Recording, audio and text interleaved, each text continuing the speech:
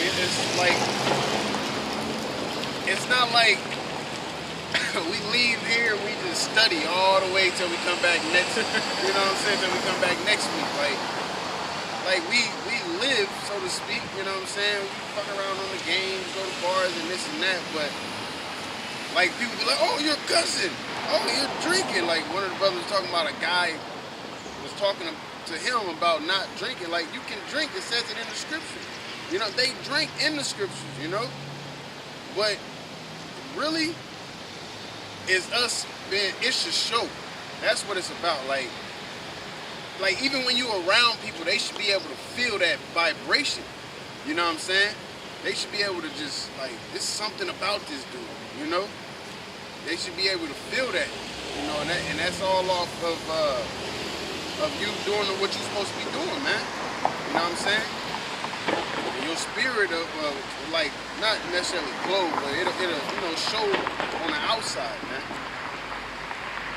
I just want to get this scripture real quick based off what you said about people like not knowing the scriptures and judging you based off them not knowing the scriptures about like drinking or whatnot.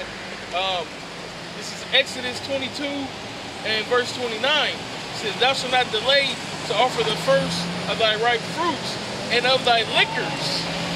The firstborn of thy son shalt thou give unto me."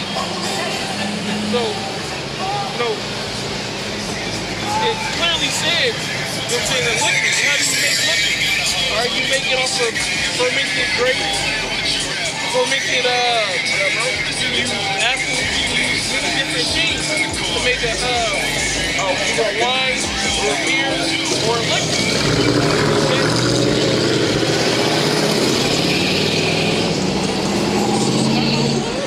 That's what I was like, all anything has got to be together. Big trucks and big grills. What a coincidence. Huh? I said, what a coincidence.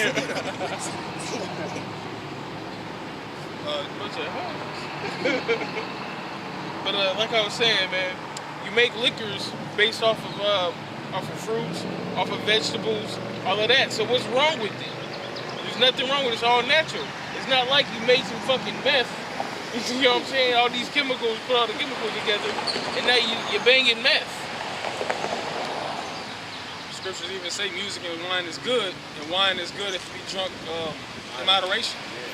You know, not drunken in excess. You know, drinking fifths back to back. we're gonna get back to Corinthians.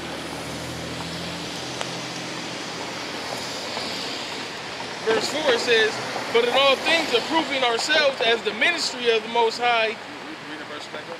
Yeah, come on. Verse 3, "Giving no offense in anything, that the ministry be not blamed. But in all things approving ourselves as the ministers of the Most High, in much patience, in affliction, in necessities." Right, and that, not breaking character, not deviating from the plan, man. Because we're gonna go through hardships. We go through hardships right now. We go through hardships every day, man. You wake up in Babylon. That's a hardship in itself, man. Going to work and working for Esau, that's some hardship. Persecutions. We have to deal with our own people scoffing at us, man. What does deviate mean? To deviate means to go away from On a certain path, and then you stray away from that path. Read that again, though, because it was it said exactly what we was just talking about. But in all things approving ourselves as the ministers of the Most High, in much patience, in afflictions, giving no offense in anything, that the ministry be not blamed. The ministry be not blamed, right? You don't want to taint the ministry. You know what I'm saying? You can't, because the scripture tell you what? You can't do nothing against it, but only for it, man. So if you do try to taint it, it's just going to come around and still be shown to be true. Go ahead. But in all things approving ourselves as the ministers of the Most High, in much patience, in afflictions, in necessities, in distresses. Yeah, practicing what you preach. Okay? Yeah, when you read in the scriptures, you like, okay, this prophet or this man of the Lord handled it this way or that way. You gotta read that, believe that, and apply that. It worked before, it worked for him. You know what I'm saying? But it all comes down to that belief. If you're gonna believe or not. I just wanted to get that point.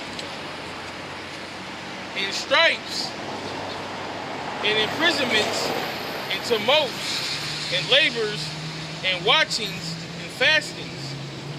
It's not easy. A lot of people are like, oh, I'm gonna give my life to the Lord, everything gonna be great. No, that's when your testing starts. If anything, that's when you really gonna get tested. You know what I'm saying? Like, you can have somebody growing up saying, I wanna be a basketball player. But if they ain't put themselves in a position to be a basketball player, but they scared of competing or competition, you know what I'm saying? If they don't want to go guard the best or be guarded by the best or play the best team, how are you going to get better? So when you put yourself in that position, guess what happens? Your test, your temptation comes. And you overcome that, and that's how you get better. So then when that situation comes around again, you already done been through it. You had that experience, so you know how to avoid going back down that road, so to speak. Because the scriptures say what? The Lord's not going to put nothing on you that you cannot handle. So anything you go through, the Lord knows that you can handle. The Lord knows that you can handle. That's why He put it there for you, man. So you can overcome it and get better. This is Wisdom of Solomon, chapter 3 and verse 5. And having been a little chastised, they should be greatly rewarded, for the Most High proved them and found them worthy for Himself. Yeah. What do you think boot camp is about? Seeing who's worthy to be in the army or whatever. You know, they don't want nobody who hide behind people and stuff. Like, no, they want the ones that's going to go and fight in what they believe in. If you going to war, you got to believe, hey, look, we got to protect our land or protect our people, so to speak. You don't want, hey, that's why the scriptures say what? Don't go to a coward about war, man. All right? If I'm getting advice from somebody, I want to get the advice because they experienced, not just because it sounds good. Because you got people who have Bibles in churches, and the things they say just sound good. But are they practicing what they preach? Because it's a lot of things that go on in churches. Even if you go, you know, to the Roman Catholics, here it is, just for years upon years, you know, they've been known for touching little boys and things of that nature, but everybody still make it seem like they holier than everybody else. Like, it don't work like that. Shalom. I just want to know where do you locate or worship when somebody wants to come and participate? They can come down here. Like, normally if we do get together and study and everything, we meet up at the libraries. I didn't know if, you know, maybe want to exchange contact information or something, but we'll normally meet up and study, but we, you know, mainly be here. I don't mean to be disrespectful and interrupt your class, but No, what's the name of worship center? our worship center, we don't have a, you talking about that school up there? Or? No, I'm just, where the school up there? Oh, no, we not affiliated with them. Okay. I mean, if anything, it just goes back to our elders. We have elders that's up in New York, you know, under the name of Great Millstone. That's like under GOCC or? That's like another form, you know. IUIC, who you guys with? Great Millstone. Great Mill, okay. Yeah. I never heard of it. Okay. Sorry for the No, interruption. you good. Hey, you can't find out anything, you don't ask questions, right? But that's because I'm a Hebrew Israelite. I just relocated back to Omaha. So I'm just trying to find out where I can come and share knowledge and lessons and schooling with, like-minded, I might say. Gotcha. Yeah, we might switch our days to Friday. We got another brother that's with us. We were just talking to him. He was thinking about switching our days to Friday. Anywhere between 4 and 8, we should be out here. If not Friday, then Sunday. And what time do you meet up or Washington out there? It kind of depends on everybody's work schedule. You know, when everybody's available, we get a time where we can all meet up and everything. You got a card? No, I can give you my number so you can call. Go ahead, y'all. All right, this is I'm gonna start back at 5. Wisdom of Solomon 3 and 5. It says, "And having been a little chastised, they should be greatly rewarded." That's right. We're being a little chastised right now because the things that we go through on a daily, having to pay bills, your woman acting up on you, your car breaking down, things like this, we're being chastised little by little right now for our sins that we committed in the world, in our past lives, so on and so forth. But that don't measure up to the reward of the wicked, okay? To the things that the people who aren't, right in the spirit that it's gonna get. They're gonna go to the concentration camps. They're gonna take the chip. They're gonna go through the famine, okay? They're gonna the World War III and ultimately the missiles. So you're saying they reap what they sow? Basically, yeah. You're gonna reap what you sow. I mean, you're gonna go through it anyways, because they not the wicked. They not exempt from everything I just said. Their car's still gonna break down. They still gotta go to work. Their women's still gonna act up on them.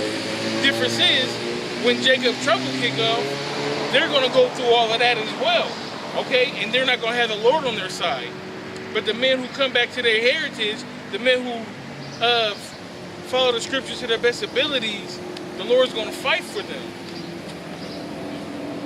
It said, what it say? Strive for the truth unto death, the Lord shall fight for you.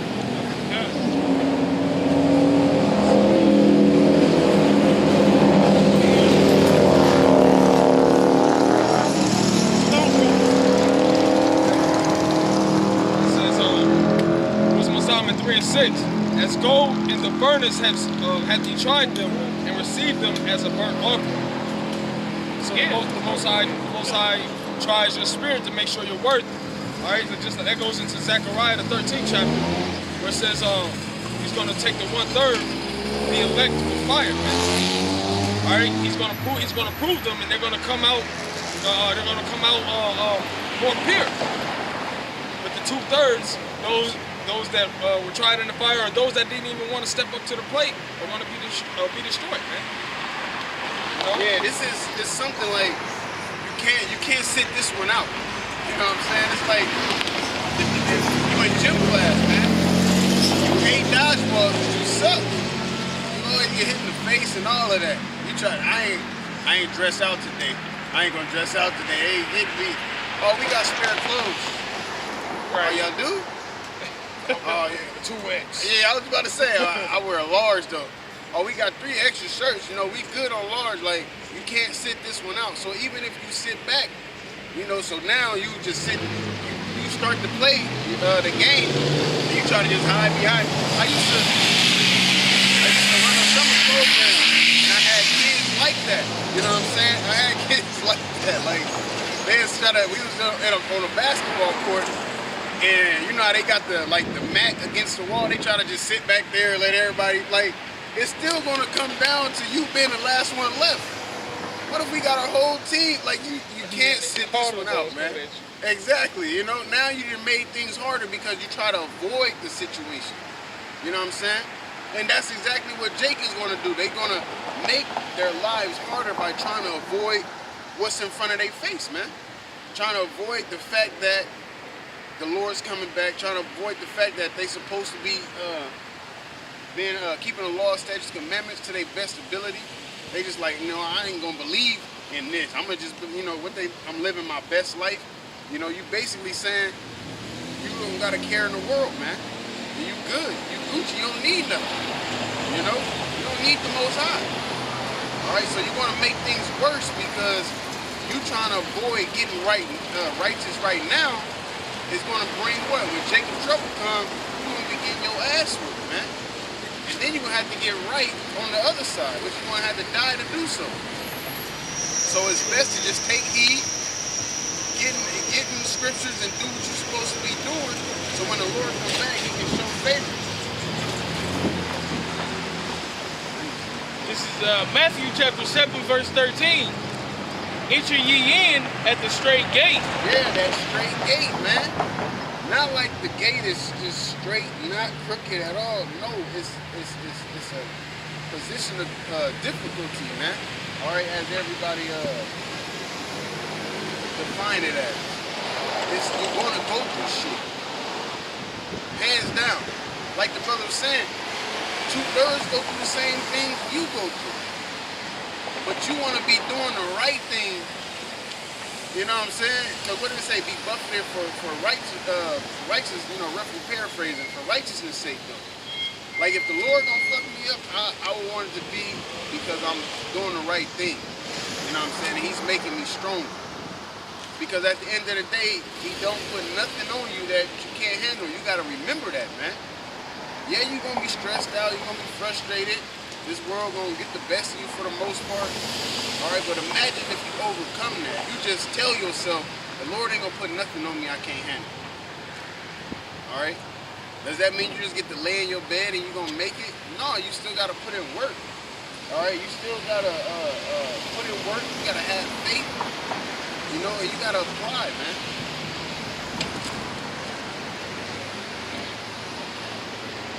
For wide is the gate,